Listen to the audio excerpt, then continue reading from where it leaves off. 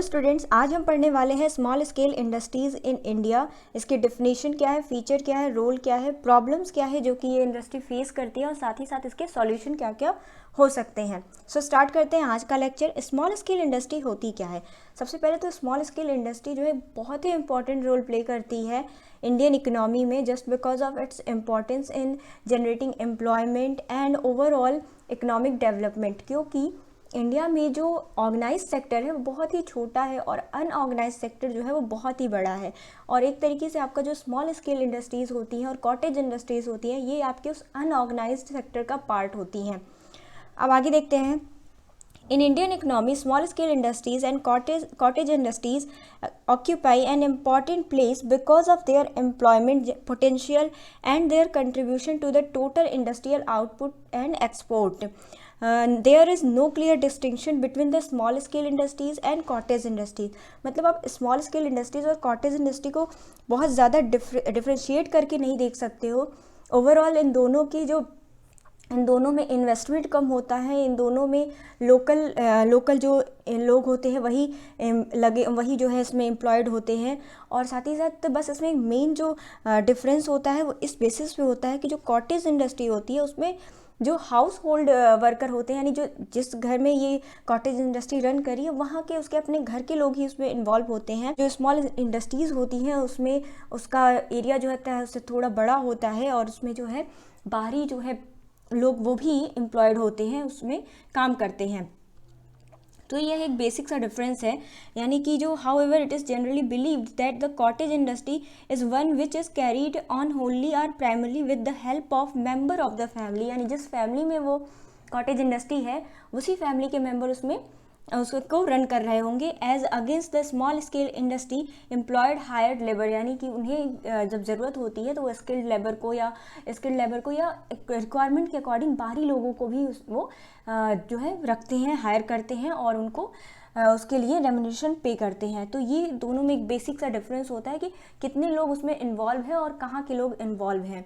तो ये एक डिफरेंस है। अदरवाइज स्मॉल इंडस्ट्रीज़ और कॉटेज इंडस्ट्रीज़ जो है दोनों में इन्वेस्टमेंट जो है वो कम होता है और दोनों ही जो है वो लोकली यानी उनका एरिया जो होता है जिसमें रन कर रहा है वो एरिया छोटा ही होता है, स्मॉल एरियाज़ में वो रन करते हैं। अब आगे देखते हैं, मीनिंग की बात करते हैं। डेफिनेशन क्या है माइक्रो एंड स्मॉल और मीडियम इंडस्ट्रीज़ की, यानी कि एमएसएमई की डेफिनेशन क्या है। तो इन according to the provision of micro small and medium enterprise development act 2006 the micro small and medium enterprises MSME are classified in two classes। यानी कि जो हमारा एक्ट है MSMED एक्ट जो है, यानी micro small and medium enterprises development act जो है 2006 का, उसके अकॉर्डिंग जो है दो पार्ट में आप क्लासीफाई करते हो स्मॉल इंडस्ट्रीज़ को। सबसे पहला पार्ट आपका जो है वो है मैन्युफैक्चरिंग सेक्टर, दूसरा पार्ट जो है वो आपका है सर्विस सेक्टर। मैन्युफैक्चरिंग सेक्टर बहुत ही सिंपल सी चीज़ है, यानी जहाँ पे गुड्स का मैन्युफैक्चर किया जाए वो आपका मैन्युफैक्चरिंग सेक्टर है। अब वो मैन्युफैक्चरिंग कोई ज़रूरी नहीं है किसी सर्टेन काइंड ऑफ चीज़ की हो। मैन्युफैक्चरिंग सेक्टर में किसी भी चीज़ का अगर आप किसी भी चीज़ को आप बना रहे हो, उसका डेवलपमेंट कर रहे हो, तो वो आपका मैन्युफैक्चरिंग सेक्टर हो गया। और सर्विस सेक्टर यानी कि जहाँ आप सर्विसेज रेंडर करते हो तो वो आपका सर्विस सेक्टर हो जाएगा। यानी कि the enterprises engaged in the providing or rendering of service are defined as a service sector. तो जहाँ पे सर्विसेज प्रोवाइड की जा रही है वो आपका सर्विस सेक्टर यानी कि सर्विस एंटरप्राइज हो गया। और जहाँ पे आप प्रोडक्ट्स की मैन्युफैक्चरिंग कर रहे हो, मैन्युफैक्चरिंग से रिलेटेड जहाँ पे एक्टिविटी परफॉर्म की जा रही है वो आपका मैन्युफैक्चरिंग एंटरप्राइज की कैटेगरी में आएगा। तो दो कैटेगरी है इसमें। जब आप इसकी डेफिनेशन लिखोगे तो उसमें आएगा कि MSMED एक्ट के अकॉर्डिंग 2006 में जो एक्ट है उसके अकॉर्डिंग जो है ये टू पार्ट में क्लासीफाई किया गया। पहला आपका है मैन्युफैक्चरिंग एंटरप्राइजेस और दूसरा आपका आता है सर्विस एंटरप्राइजेस। अब आगे बढ़ते हैं। ये कुछ क्लासिफिकेशन है, यानी कि जैसा मैंने कहा था कि MSME में इन्वेस्टमेंट कम होता है, यानी जो पैसा लगता है, जो कैपिटल इसमें लगता है इस सेक्टर में, वो जो है कम होता है। बट वो कितना होता है, एक सर्टेन लिमिट फिक्स की गई है। यानी अगर आप इतनी लिमिट तक के पैसे को इन्वेस्ट कर रहे हो बिजनेस में तो आपका बिजनेस जो है वो माइक्रो स्मॉल या मीडियम कैटेगरी में आएगा, मीडियम एंटरप्राइजेस की कैटेगरी में आएगा। अदरवाइज वो लार्ज एंटरप्राइजेस की कैटेगरी में आएगा। तो वो जो लिमिट है वो लिमिट क्या है, मॉनेटरी लिमिट क्या है इसकी, तो देखते हैं। सबसे पहले हम लोग आते हैं मैन्युफैक्चरिंग इंटरप्राइजेस पे। मैन्युफैक्चरिंग इंटरप्राइजेस में जो पहला है आपका, अगर आप 25 लाख तक के इन्वेस्टमेंट कर रहे हो तो आप आओगे माइक्रो की कैटेगरी में। यानी अगर आप मैन्युफैक्चरिंग इंटरप्राइजेस से रिलेटेड हो और आप 25 लाख तक के इन्वेस्टमेंट कर रहे हो तो आप आओगे माइक्रो इंडस्ट्रीज़ के कैटेगरी में। और अगर आप सर्विस इंटरप्राइजेस से रिलेटेड हो, आपने 10 लाख तक की जो है इन्वेस्टमेंट कर रखी है, तो भी आप आओगे माइक्रो। यानी कि अगर आप माइक्रो इंडस्ट्रीज़ की बात कर रहे हो, माइक्रो इंटरप्राइजेस की बात कर रहे हो, तो 25 lakh for manufacturing sector, 25 lakh for manufacturing sector and 10 lakh for service sector. उसके बाद से आप आते हो स्मॉल स्केल इंडस्ट्रीज़ के लिए। तो अगर आप स्मॉल स्केल इंडस्ट्रीज़ में रन कर रहे हो तो आपकी इन्वेस्टमेंट जो है 5 करोड़ तक की हो सकती है for manufacturing and 2 crore for service sector. उसके बाद से अगर आप मीडियम इंटरप्राइजेस की कैटेगरी में आ रहे हो तो इसका मतलब आपकी जो अगर आप मैन्युफैक्चरिंग इंटरप्राइजेस हो तो आपकी इन्वेस्टमेंट होगी 10 करोड़। और अगर आप सर्विस सेक्टर से रिलेटेड वर्क कर रहे हो, यानी सर्विस इंटरप्राइजेस है आपकी, तो आपकी जो इन्वेस्टमेंट होगी वो होगी 5 करोड़। इसमें यानी कि ये कैटेगरी पूरी कैसे बनी, मैन्युफैक्चरिंग यूनिट है अगर आपकी तो 25 lakh micro, 5 crore small and 10 crore for medium. तो ये 3 जो है मॉनेटरी लिमिट है। 25 लाख तक की अगर आप इन्वेस्टमेंट कर रहे हो आप माइक्रो की कैटेगरी में आओगे फॉर मैन्युफैक्चरिंग इंटरप्राइजेस।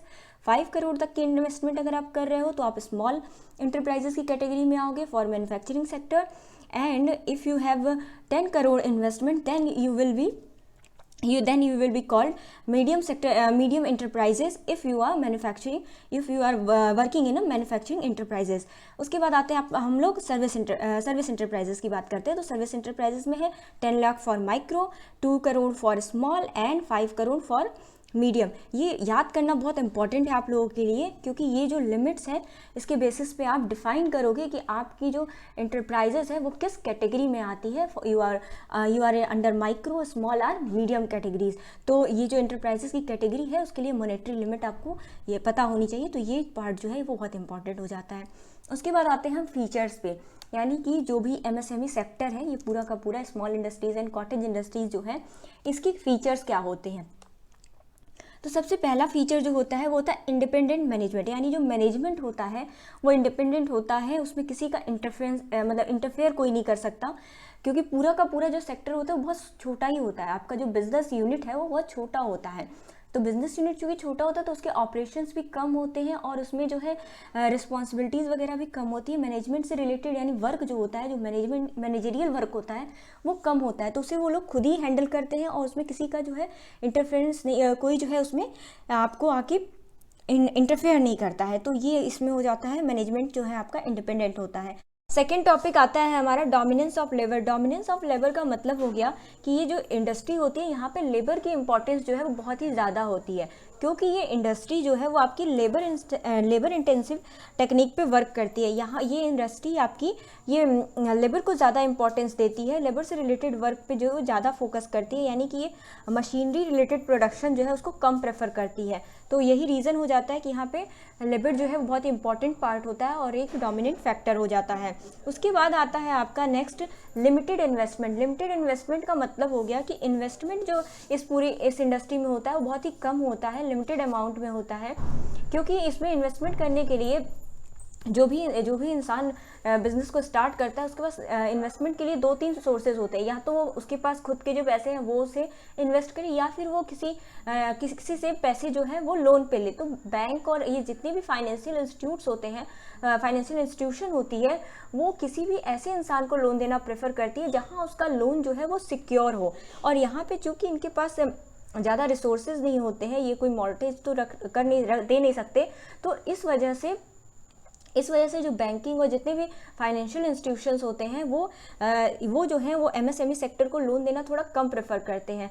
ये अलग बात है कि अभी गवर्नमेंट जो है बहुत ज़्यादा इनिशिएटिव ले रही है, नए नए स्कीम्स आ रहे हैं, तो वो गवर्नमेंट जो है वो सपोर्ट करती है, दैट्स वाई इन्हें लोन दिया जाता है। बट वो एक लिमिटेड अमाउंट का लोन होता है, उससे ज़्यादा लोन देना बैंक ज़्यादा प्रेफर नहीं करती। तो इनके पास जो इन्वेस्टमेंट के रिसोर्सेज होते हैं बहुत लिमिटेड होते हैं। यही रीज़न है कि यहाँ पे इन्वेस्टमेंट जो है वो कम होती है। नेक्स्ट है हमारा limited area of operation. Limited area of operation से मतलब हो गया कि they operate in a compact area, however the product they made are exported to all over the world.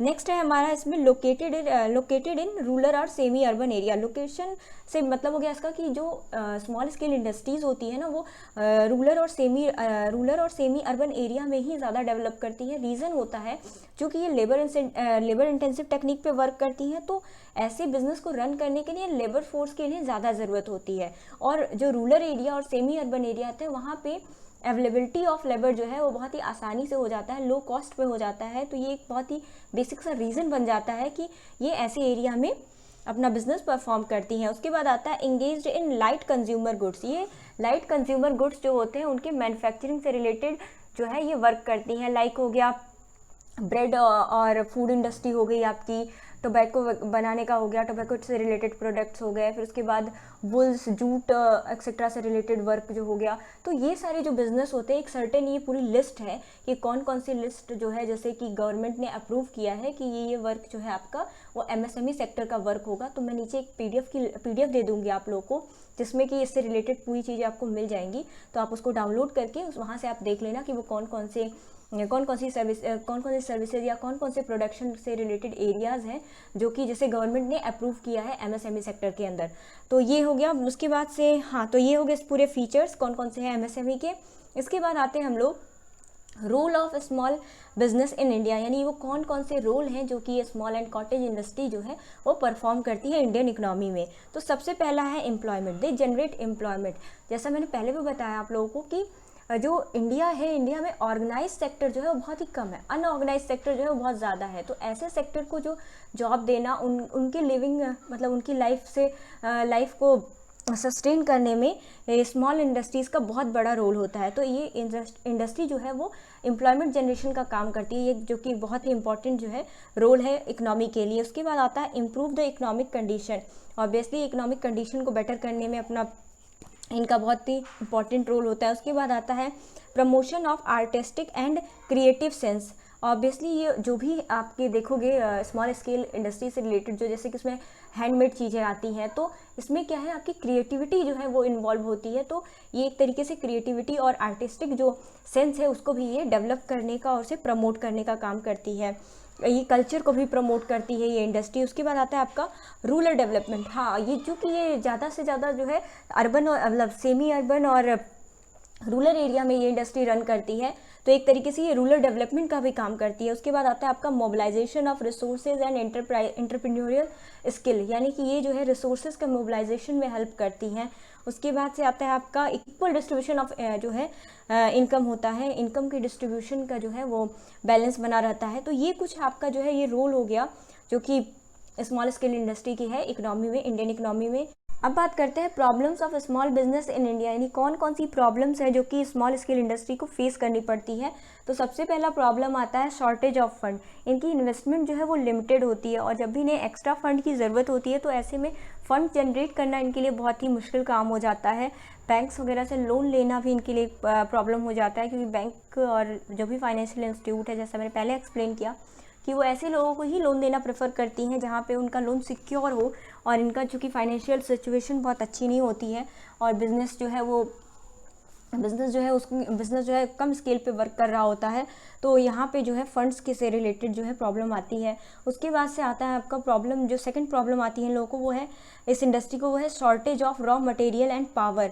यहाँ पे रॉ मटेरियल से रिलेटेड इशू इसलिए आ जाता है क्योंकि इनके रिसोर्सेज बहुत लिमिटेड होते हैं और ये लिमिटेड रिसोर्सेज में वर्क कर रही होती है पूरी इंडस्ट्री। तो रॉ मटेरियल को कलेक्ट करना फिर उसे मेंटेन करना ये एक बहुत ही बड़ी इशू हो जाती है। उसके old technique of production and lack of latest technical knowledge, यानी कि इसमें ये हो जाता है कि ये जो पूरी इंडस्ट्री होती है ये ट्रेडिशनल मेथड के थ्रू प्रोडक्शन करना ज़्यादा प्रेफर करती है। ये लेबर इंटेंसिव टेक्निक पे वर्क कर रही होती है, मशीन बेस्ड ये प्रोडक्शन तो करती नहीं है, यानी लेटेस्ट जो टेक्नोलॉजी होती है उसका नॉलेज इनके पास कम होता है और ये ट्रेडिशनल मेथड को फॉलो करना ज़्यादा प्रेफर करती हैं। तो ऐसे में क्या होता है कि इनकी जो प्रोडक्शन होते हैं, प्रोडक्शन की जो कैपेसिटी होती है वो भी कम हो जाती है। तो ये सारी जो है एक प्रॉब्लम एक बहुत बड़ा इशू हो जाता है। फिर उसके बाद से है मार्केटिंग से रिलेटेड प्रॉब्लम। ऑब्वियसली इनके पास फंड लिमिटेड होते हैं, ये अपने डेली जो ऑपरेशनल होते हैं वर्किंग जो भी होता है इनका, उसके लिए फ़ंड जनरेट करना ही इनके लिए एक इशू होता है। तो ऐसे में मार्केटिंग पे तो ये बिल्कुल भी जो है एक्सपेंस नहीं कर सकते और जो भी बड़ी कंपनियां होती हैं वो अपना बिजनेस इस वजह से रन करती हैं अच्छा और प्रॉफिट जनरेट करती है, क्योंकि वो मार्केटिंग जो है उनकी वो बहुत अच्छी होती है। वो अपने प्रोडक्ट की मार्केटिंग अच्छे से करती है, एडवर्टीजमेंट अच्छे से करती है, तो उनके नए नए कस्टमर जो है वो बनते हैं और उनका मार्केट शेयर जो है वो बढ़ता है। पर ये चीज़ें जो हैं वो स्मॉल स्केल इंडस्ट्री के केस में जो है वो पॉसिबल नहीं हो पाती। तो इसलिए ये जो कंपटीशन होता है उसमें बहुत टफ हो जाता है इनके लिए, उस कंपटीशन में खुद को मेंटेन करना और बनाए रखना। तो मार्केटिंग से रिलेटेड प्रॉब्लम इनको फेस करनी पड़ती है। नेक्स्ट जो पॉइंट है इसमें पर्सनल प्रॉब्लम, इसमें क्या होता है कि उनके जो वर्कर होते हैं उससे रिलेटेड जो भी इश्यूज होते हैं, लाइक उनकी ट्रेनिंग करना, फिर उसके बाद राइट जॉब पे राइट पर्सन को अपॉइंट करना, और उसके बाद से फिर हो जाता है कि उन्हें जो है स्किल्ड मतलब जो अनस्किल्ड लेवल है उनको स्किल्ड लेवल में ट्रांसफॉर्म करना।